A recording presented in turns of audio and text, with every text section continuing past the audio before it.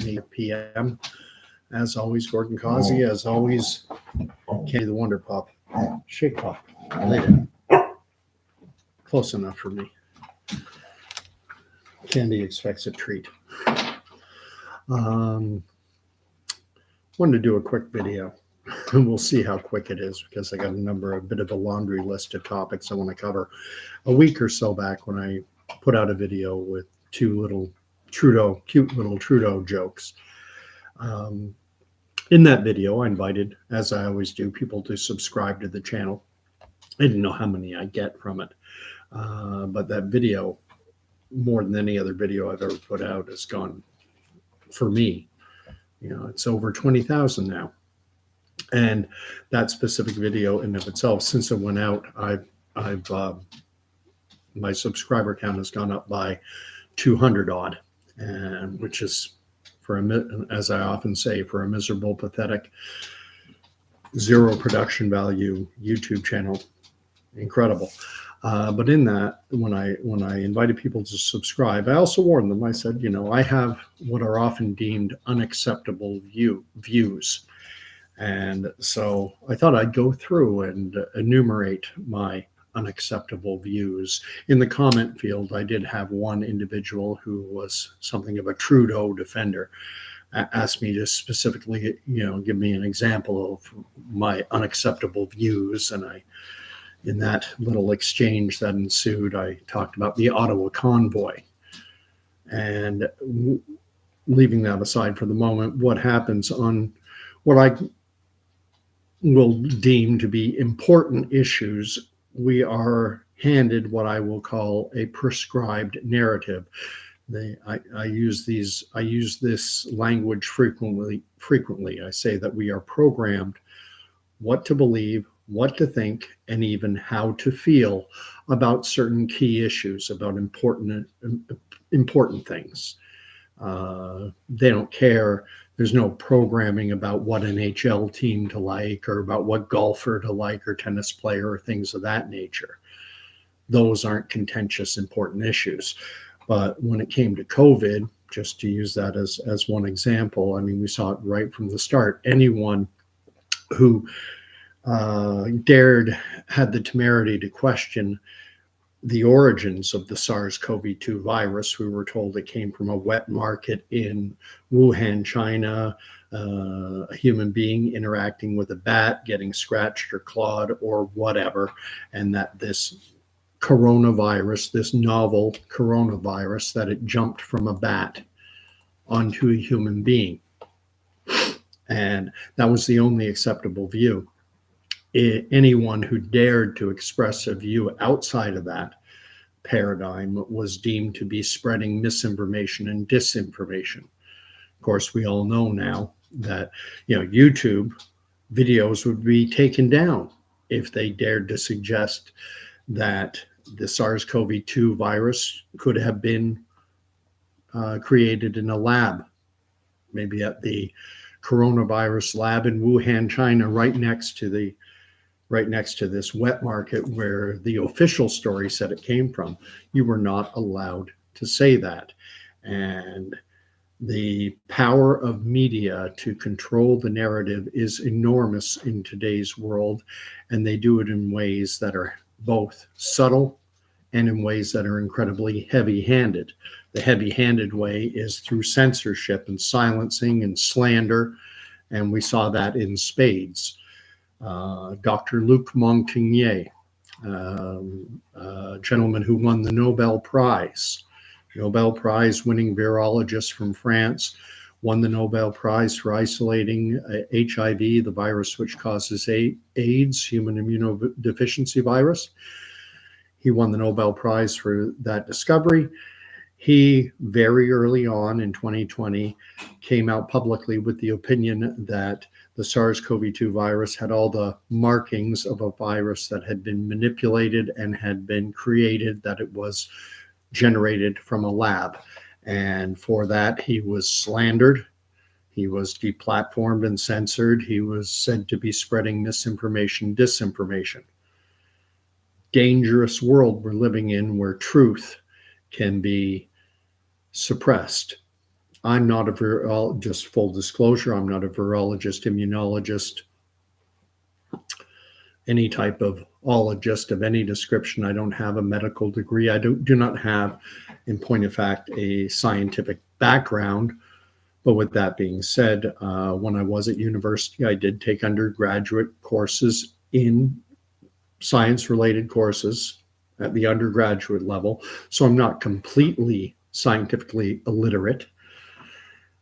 And but when COVID went along further, and we got into the measures that were brought in to combat it, everything, and this is where the language that they use is the subtle way that they use to manipulate, control, and influence people's attitudes and behaviors, is through language in the media.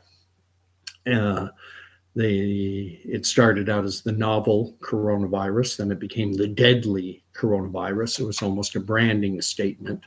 Every politician, every talking head was talking about how public health officials and government programs were designed to do everything that could be done in order to protect the population from the deadly coronavirus. And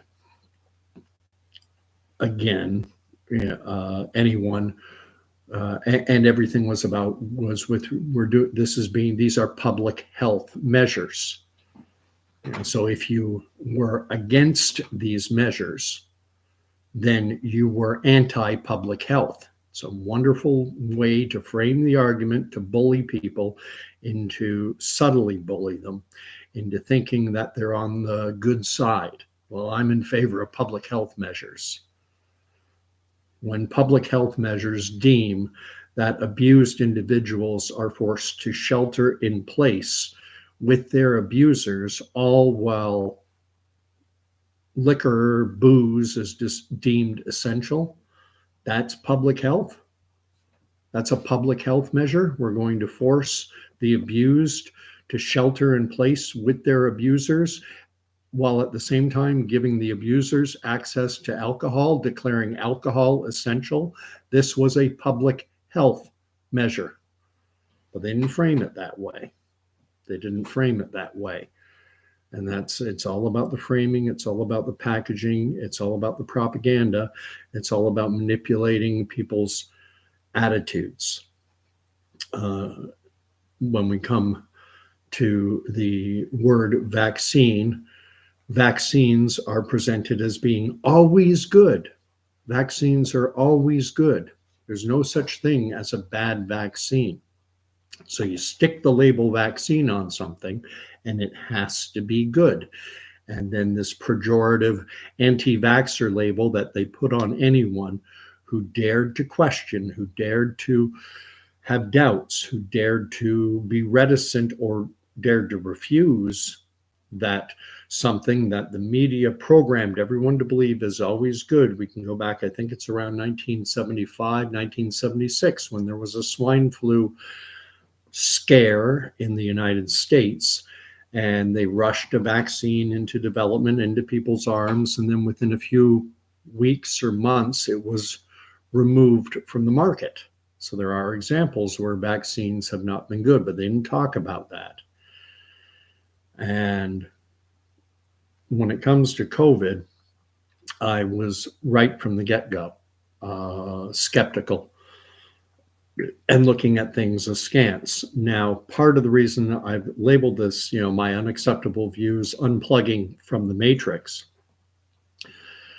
I do not believe that it is possible, unless you want to be Amish or Mennonite, I don't think it is possible to entirely, in this modern world that we live in, to completely unplug yourself from the matrix. It's all around us. The media is ubiquitous now. Most people walk around with a media device in their hands 24 hours a day, 7 days a week. They go to bed with their cell phones. And so the ability of what I'll call the programmers to tell you what to think, what to believe, and how to feel, they've got damn near 24/7, 365 access to you to steer you and manipulate you and direct you in the way they want you to go, so that you'll believe what they want you to believe. The convoy protest was always portrayed in the media as an illegal occupation. All of a sudden, protesting government overreach, government ineptitude, the incredible contradictions that existed during the COVID times, the illegal nature of the no jab, no job mandates that they brought out, all of a sudden, to protest against this, now we were being programmed to believe that those who had the strength to go to Ottawa, and God bless the trucking industry, truckers in general, for showing Canadians how to fight back. But Canadians tuning into the CBC, CTV Global Newscast would be told that the illegal occupation of Ottawa continues. It was an illegal occupation. Ottawa is the capital city of Canada, and it is, Parliament Hill is public domain. When the organizers of the convoy met with representatives of the police and the fire departments, and they coordinated. They left Wellington Street. They left which is the street that goes right in front of the Parliament buildings, the East and West Block and Parliament Hill. They left one lane of traffic open for emergency vehicles. The media looked for, they were scouring, looking to find anyone waving, say, a swastika or a Confederate flag or anything like that. And it's been suggested there was one individual completely covered up, balaclava on their face, who was apparently waving a Confederate flag. But here you're at a protest where people are protesting the mandates, who don't want to be forced to wear masks and all this other stuff. And now this guy's completely covered up. It was suggested in alternative media outlets that this individual was in some way attached to the Trudeau Liberal government. And it wouldn't surprise me in the least. During the Vietnam era, when there were protests going on, it was well known that the individuals within the protests who were advocating violence and destruction and vandalism and things of that nature, they were often found out to be government plants, government moles, people trying to discredit, to make the anti-war movement in the United States during the Vietnam War era. They wanted to make the protesters look bad. And so the government had agents infiltrating these groups. And I'm certain 100% that it happened with those who pushed back against the mandates that were imposed during what I refer to as the COVID era. But thankfully, for the most part, the COVID era is behind us. They seem to have given up on trying to force more needles into more arms. Only 15% of Canadians have taken the latest so-called booster shot. I think we're up to dose number 8 for the hyper compliant. But so there's one area where my views are outside of what the media, what our government prescribes that I'm supposed to think, that I'm supposed to believe, and about how I'm supposed to feel. I was never deathly afraid of COVID. I just want to get back to another point, though, how, unless you're Amish or Mennonite, it's completely impossible to unplug from the matrix. One area I have an advantage in is that since 2010, I have been almost entirely unplugged from television. And as a matter of fact, going even further, one of my vehicles, the radio broke, the stereo. I can't leave even now, and I never bothered to fix it because I thought of it in those terms, because you still get news from the radio. And now, because my radio's doesn't work, I can't be told by the radio what to think, what to feel, what to believe. Another popular topic that comes up is climate change.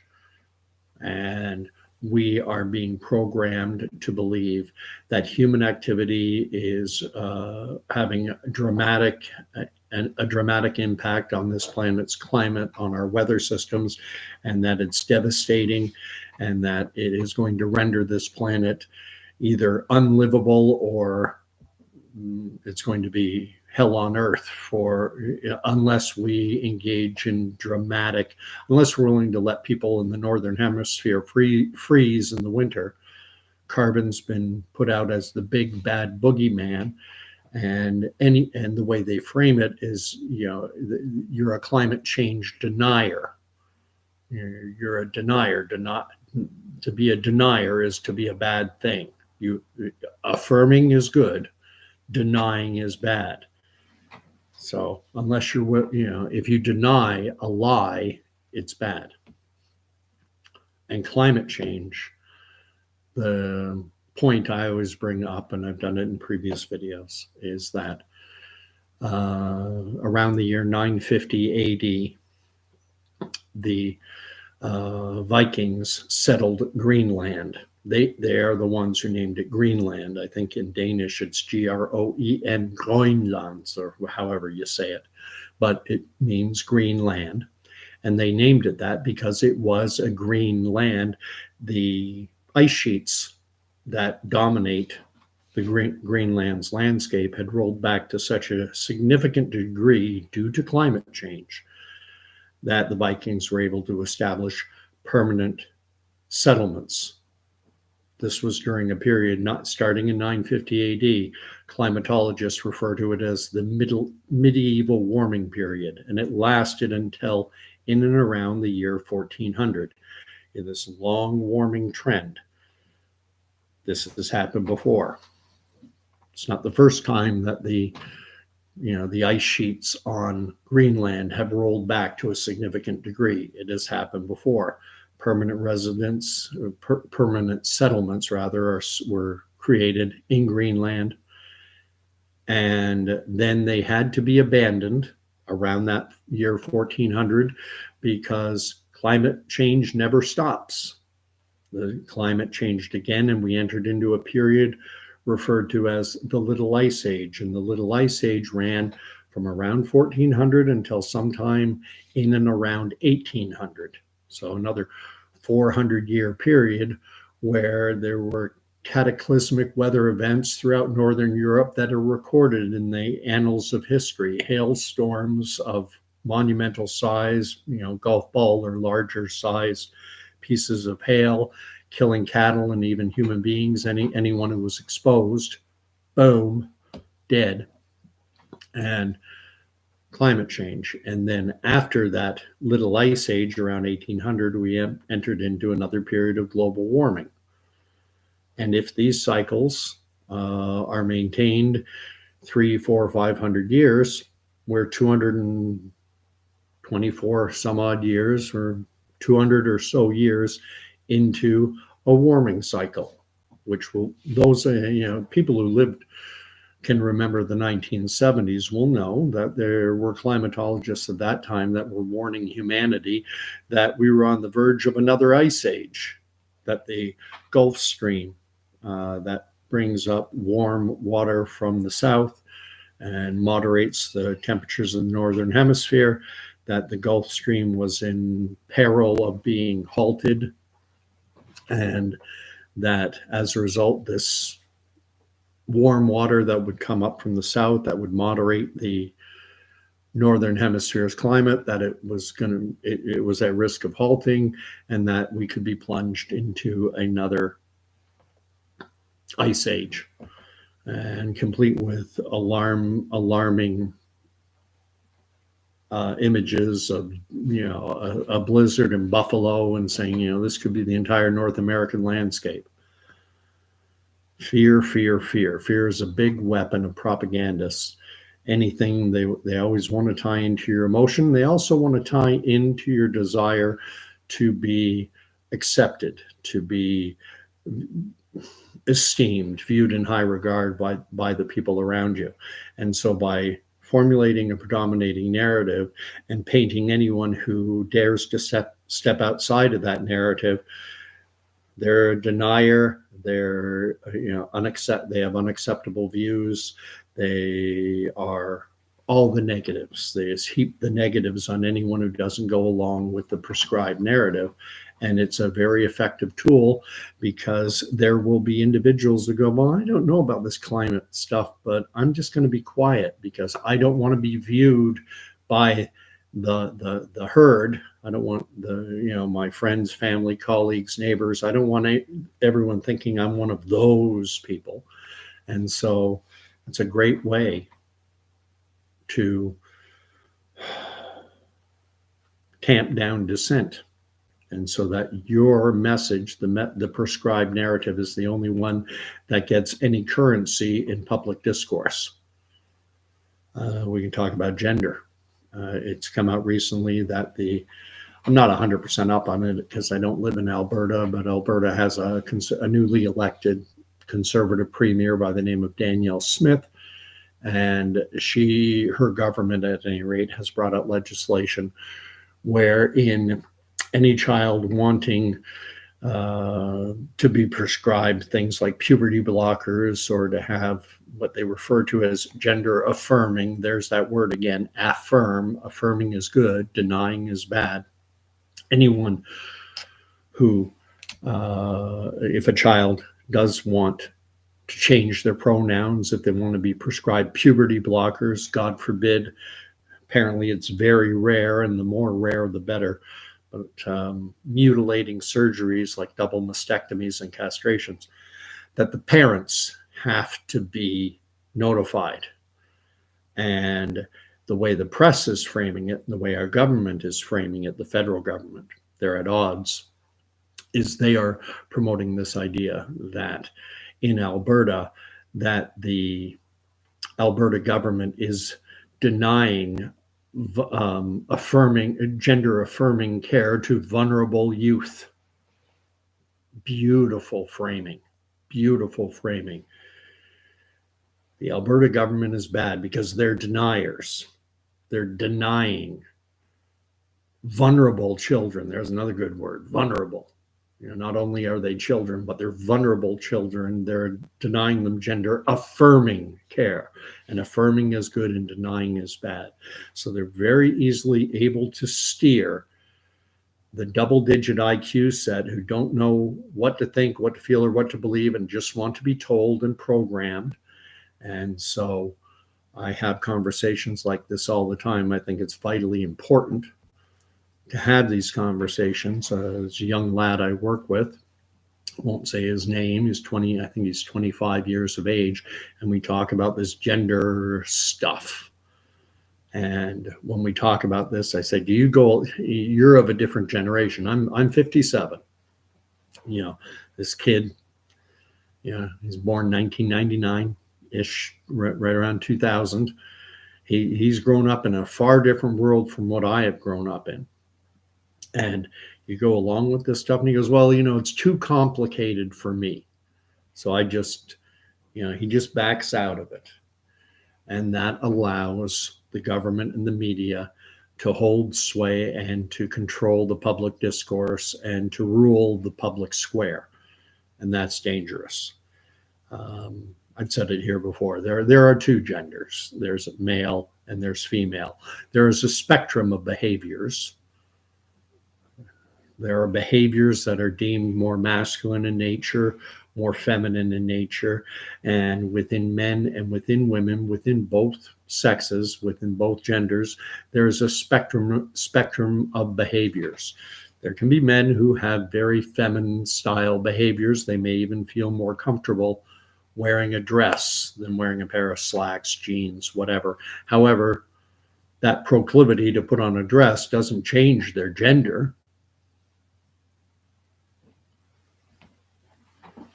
And and the dangerous part is about how it's manifesting itself. What we're seeing, I think it was in Hamilton, Ontario, within the last few months, last 2 or 3 months, it wasn't that long ago, where a 50-ish-year-old man, self-identifying as a teenage girl, was allowed to go into a swimming competition, was allowed to get changed in the girls' change room, and then to go out into the pool and defeat and win the gold medal, or win top prize in a swim meet for teenage girls. And if you think that's nuts, and if you think that's insane, and if you think that's wrong, I agree with you, and there's nothing wrong with thinking that. But if you tune into the media and our government officials, they want you to think that's okay, and they want to steer you in that direction. I've got a couple more points before I get to the most contentious. Ukraine and Russia. We're programmed to believe that the valiant Ukrainians are defending themselves against an aggressive, expansionist Russia under Vladimir Putin. On this debate, I've largely tapped out. I don't have an opinion one way or the other. I know enough about Eastern European conflicts and the hatreds, the generational hatreds that go back centuries.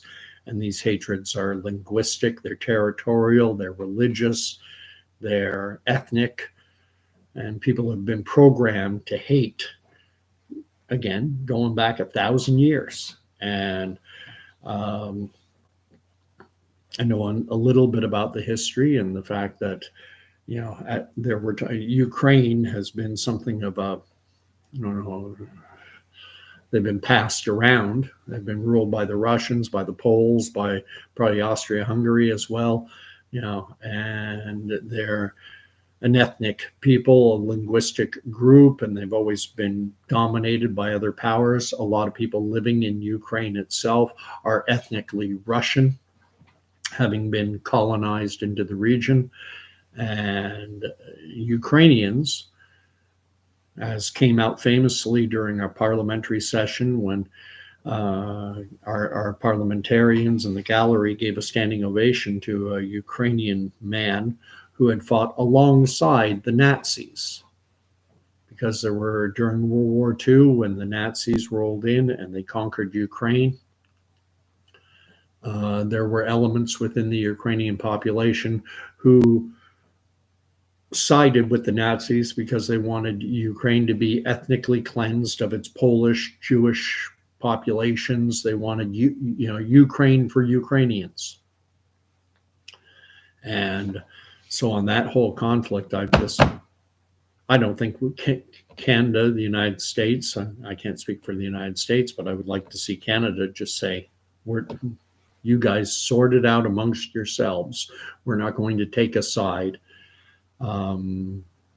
Prior to that conflict breaking out, I think it was February 2022, when the Russian invasion started. Prior to that happening, it was being reported in CBC News that there is a division, there's a unit, there's like a garrison or something within the Ukrainian military that venerates the Nazis and Hitler himself. They wear SS symbols on their uniforms, and there was widespread coverage because Canada was sending military advisors, trainers into Ukraine to help their military with training and such, and they're providing equipment. And the CBC was writing an article talking about how is this something Canada should be doing when Ukraine has, this unit that so openly venerates the Nazis with their and displays SS symbols on their uniforms and venerates Adolf Hitler, and suggesting that maybe Canada should not be assisting the Ukrainian military. But then the war broke out, and then all of a sudden, that any suggestions that Ukraine has elements of its population and military that are sympathetic toward something like Nazism, if you start talking about that would be called Russian propaganda, misinformation, disinformation. A few months before the war, it wasn't misinformation, disinformation. It was official CBC News reporting. Now, all of a sudden, it's gone down Winston's memory hole from 1984, if you know that book, George Orwell, amazing book.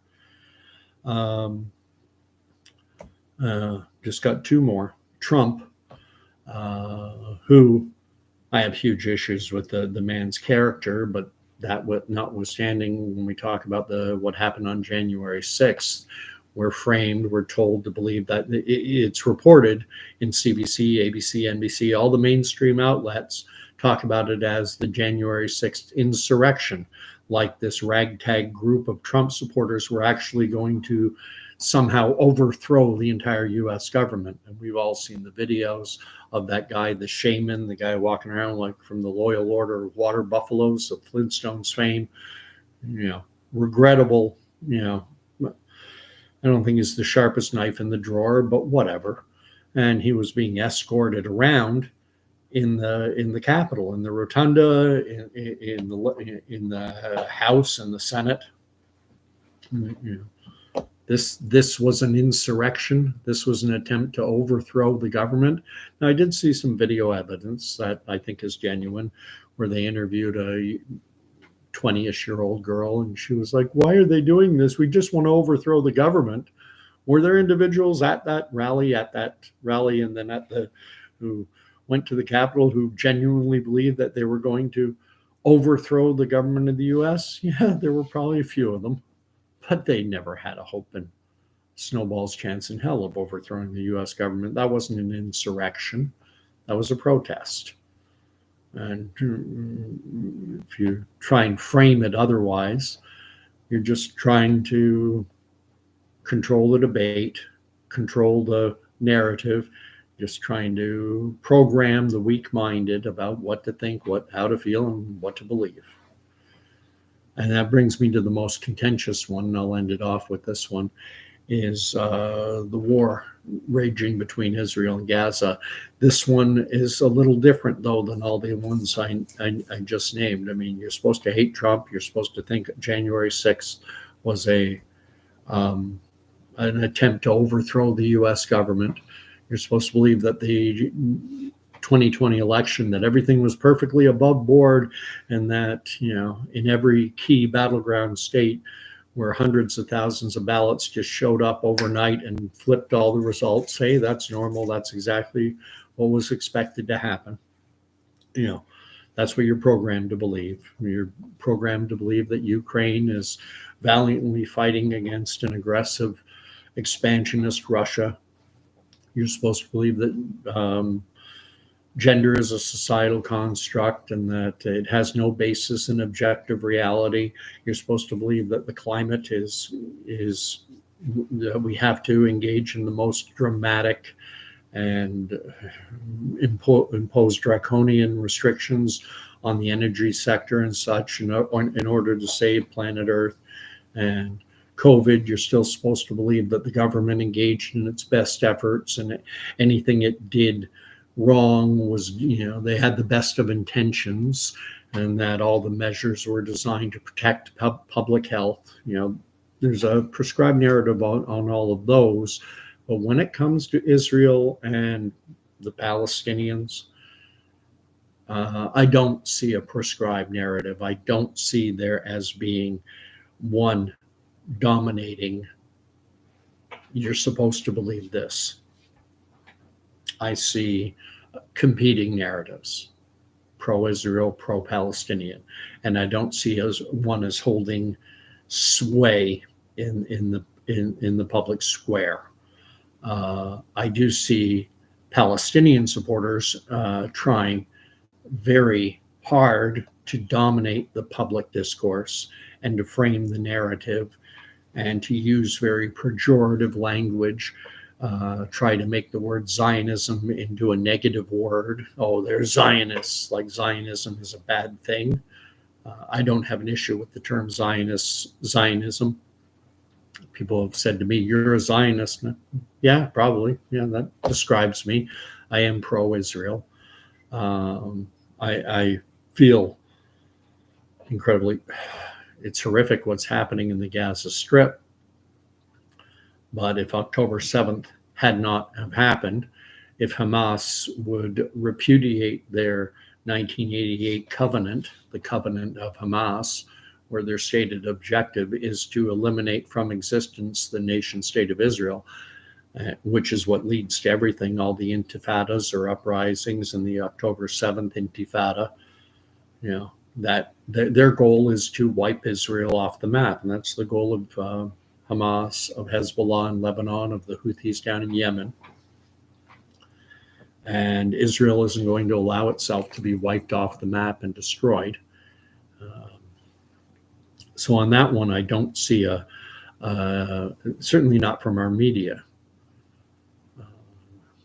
I don't see, I see both arguments, both sides being given in this conflict. I see there a fair representation.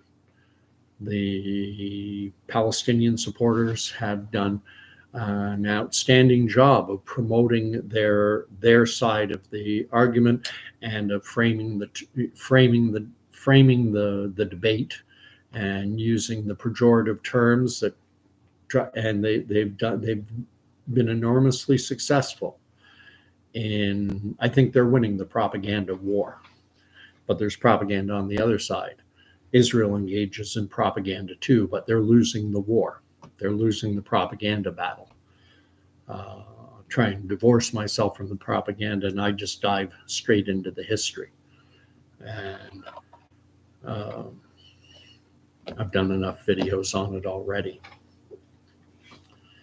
But I don't see any resolution coming anytime soon. What I would simply like to see is the residents of Gaza, in particular the women and children, being vacated. I'd like to see them gotten out of harm's way, so that Hamas, a genocidal entity that wants to wipe Israel out, so that they and Israel, and people are accusing the Israelis of being genocidal, will get the residents out, the residents that Hamas is hiding behind, get them out of there. And then it can be Hamas and Israel. And then when all is said and done, the international community can, if Hamas wins, if they succeed in their stated objective, along with Hezbollah and the Houthis, if they can eliminate Israel from existence, well, then the Palestinians can come back, and their humiliating and catastrophic defeat in 1948, 1949, what they call the Nakba, well, the Nakba will have been erased. And it'll be Israel that doesn't exist, and they can have the whole country back. That's what they thought was going to happen in 1948, 1949. It was 5 nations against 1, a Jewish nation state that had only declared its independence on May 14th, 1948. Less than 700,000-800,000 Jewish men, women, and children up against 5 nations: Egypt, Syria, Lebanon, Jordan, and Saudi Arabia. 5 nations of the Arab League, with a population, those countries combined, 30 plus million people. Should have, any sane, rational person would think, wow, it's going to be a walk in the park. This one-day-old country, Israel, it's going to be gone. And then a humiliating and catastrophic Nakba defeat. But the Arabs didn't lose everything. They managed to capture the West Bank, ethnically cleanse it of its Jewish population. They captured the East Jerusalem and bragged that for the first time in over 1,000 years, there are no Jews in the Jewish quarter of Jerusalem, because Jews had maintained a continuous presence in Israel and Jerusalem, and the Jordanians won, and they ethnically cleansed Jerusalem, their half, the eastern half, East Jerusalem. They ethnically cleansed it of the Jewish population. It's war. To the victor go the spoils. I had one other thought that was rattling around in my head, but now it's gone away. Oh yeah, Yemen. There's something we're not even programmed to think about.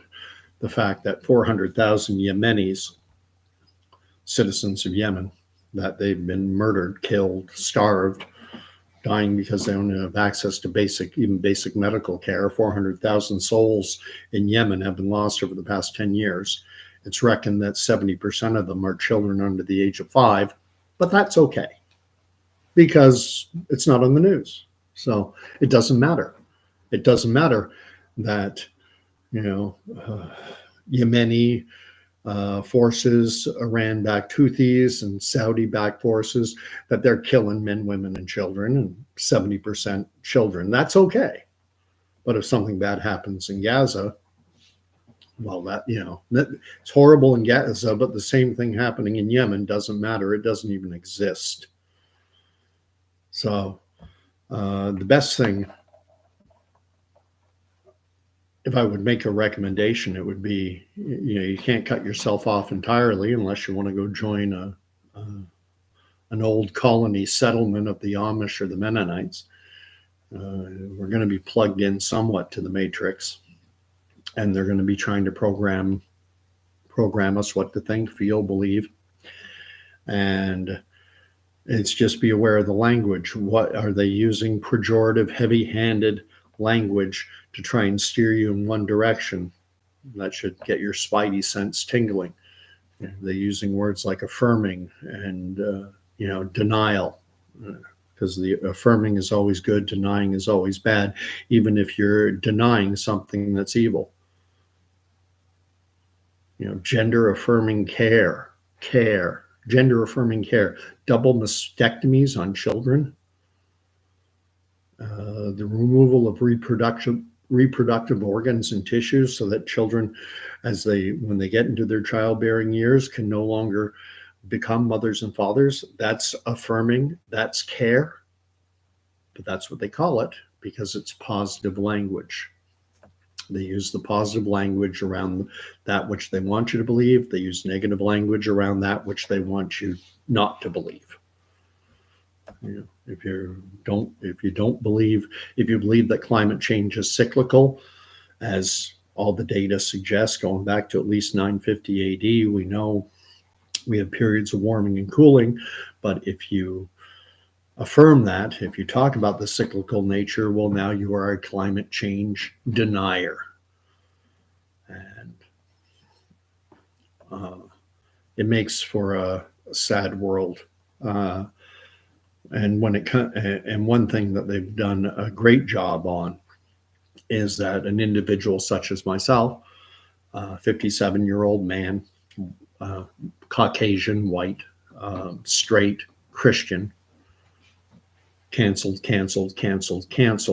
because I'm part of an oppressor class. It's a Marxist ideology where you divide populations into the oppressor and the oppressed and the oppressor. And you're either in one of the two camps. It's a binary system. They did in China under Mao during his so-called Great Leap Forward. Again, there's language. Great leap forward. What, you want to go backward? Well, no, what I want to know is, what am I going forward? What am I progressing toward? Am I progressing toward something good? Or am I progressing and moving forward to something bad? Am I heading over a cliff?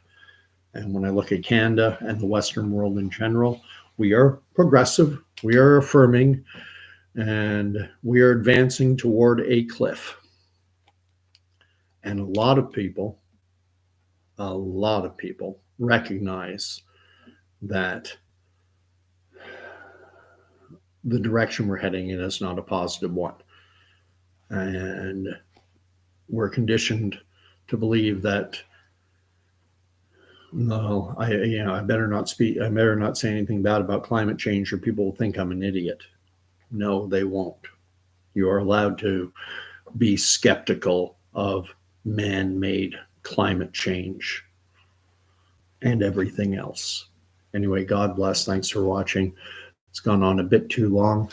Once again, thank you to everyone who's subscribed. I'm getting close to 400, which is insane for a miserable, pathetic channel like this, but I do appreciate it. If you want to follow me on Twitter, I don't use it a lot. My handle is Gordie, Gordie, Canuck, but I spelt Canuck, Canuk,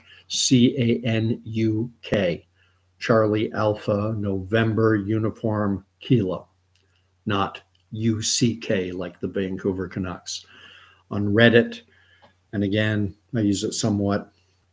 I'm Grow-A-Set, kind of a play on a pharmaceutical program, Grow-A-Set. grow a pair. And that's GROWACET. And of course, where I'm most active is on Facebook, and under my name, Cawsey, CAWSCY, first name Gordon, Charlie Alpha Whiskey, Sierra Echo Yankee. That one I know quick. I've used it a number of times. Anyway, just over 45 minutes now. So thank you for watching. And as always, comment field is open. We'll talk to you soon.